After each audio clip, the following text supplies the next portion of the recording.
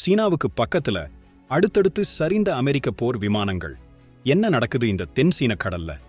தென் சீனக் கடல் பகுதி முழுக்க தனக்கே சொந்தம்னு சீனா சொல்லுது.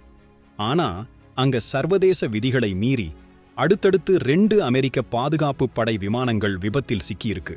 அமெரிக்காவின் USS நிமிட்ஸ் விமானம் தாங்கி கப்பலில் இருந்து கிளம்பின ஒரு போர் விமானமும் ஒரு ஹெலிகாப்டரும் வெறும் 30 நிமிட இடைவெளியில் விழுந்திருக்கு. நல்ல வேளையா, ஹெலிகாப்டரில் இருந்த 3 பேரும் போர் விமானத்தில் இருந்த 2 விமானிகளும் பத்திரமா மீட்கப்பட்டுட்டாங்கன்னு அமெரிக்க கடற்படை சொல்லியிருக்கு. ஆனா 30 நிமிட இடைவெளியில் அடுத்தடுத்து நடந்த இந்த விபத்துகளுக்கு என்ன காரணம்னு தெரியல. இது தொடர்பாக விசாரணை நடந்துகிட்டு இருக்குதாம். மத்திய கிழக்கில இருந்து திரும்புற வழியில இந்த அசம்பாவிதம் நடந்திருக்கு. இதுக்கு முன்னாடியும் அமெரிக்க கப்பல்கள்ல இதே மாதிரி விபத்துகள் தொடர்ந்தது பெரிய கவலையை கொடுத்திருக்கு.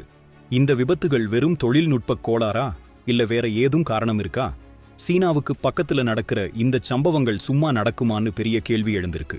போரின்றி நடக்கும் பொருளாதார போருக்கு நடுவுல உலக நாடுகள் உச்சக்கட்ட பதற்றத்தில் இருக்கிறப்போ இந்த கடல்ல நடக்கிற இந்த தொடர் விபத்துகள் வெறும் தற்செயலா?